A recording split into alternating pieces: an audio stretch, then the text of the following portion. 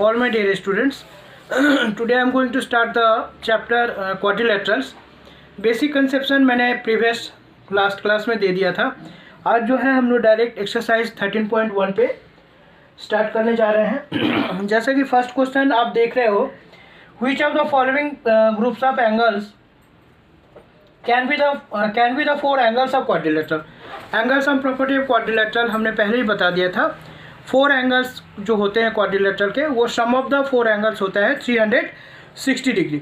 तो इनमें से कौन जो है गिवन 4 पेयर्स ऑफ एंगल दिया हुआ है, तो इनमें से कौन जो है क्वाड्रिलेटरल फॉर्म कर सकता है और कौन कौन नहीं कर सकता है.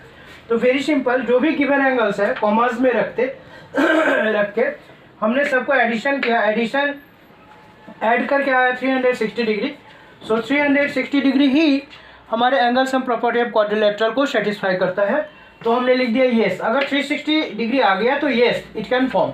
अगर यही 360 डिग्री नहीं आता है, चाहे ज़्यादा हो चाहे कम हो, तो बोलेंगे no it can't form.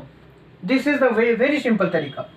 Question 2 में आइए. ये एक ड्राइंग दिया हुआ है, इसमें इसके एडजेसेंट साइड और अपोजिट साइड के बारे में बताना है.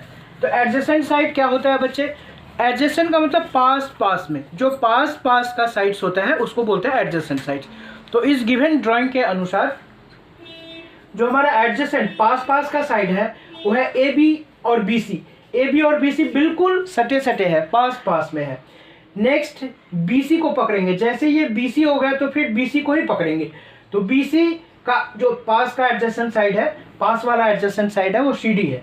फिर CD को पकड़ेंगे. CD का जो एडजेसेंट साइड पास वाला साइड है वो AD है. सिमिलरली AD के जो पास वाले साइड है वो AB है. इन दिस वे हमें 1 2 3 पेयर जो मिले हैं, these are our adjacent sides of the given figure. Next opposite sides. Opposite माने उल्टा साइड. तो इस ड्राइंग के अनुसार AD का उल्टा साइड है BC और AB का उल्टा साइड है CD. आप देख के भी, ड्राइंग को देख के ही आप समझ सकते हो. नेक्स्ट चलते हैं क्वेश्चन 3 में. 4th एंगल ऑफ क्वाड्रिलेटरल पूछा गया है और 3 एंगल्स ऑफ क्वाड्रिलेटरल गिवन है. वेरी सिंपल रूल ये है कि angle sum property of quadrilateral क्या होता है बच्चे? 360 डिग्री होता है टोटल. तो उन टोटल्स में से जो सम ऑफ द 3 गिवन एंगल्स है उसको हम ऐड करके उससे 360 से एडिशन को माइनस कर देंगे, तो जो भी मिलेगा वो हमारा 4th एंगल फॉर्म हो जाएगा. वेरी सिंपल तरीका. अब आते हैं क्वेश्चन 4 पे. यहाँ 2 एंगल्स ऑफ क्वाड्रिलेटरल गिवन है. क्वेश्चन पढ़ के आप देखोगे, और जो गिवन 2 एंगल्स और जो बचे हुए हैं वो आपस में इक्वल है, लेकिन वो हमें पता नहीं है. तो लेकिन वो दोनों इक्वल आपस में इक्वल है. तो हमने लिखा measure of each of equal angle भी x.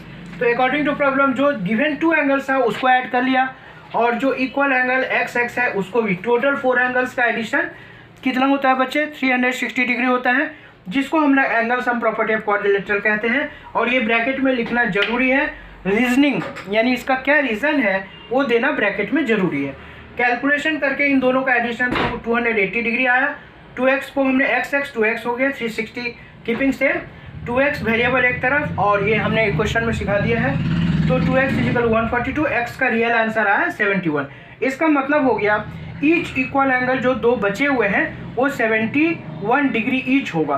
तो इन दिस वे आज के क्लास में मैंने आपको एक्सरसाइज 13.1 जो 1 to 4 कंटिन्यूअस हमने आपको सारे के सारे सम्स 1 to 4 आपको बताए हैं. यही होमवर्क है और यही आपको अच्छी तरह से करके समझना है.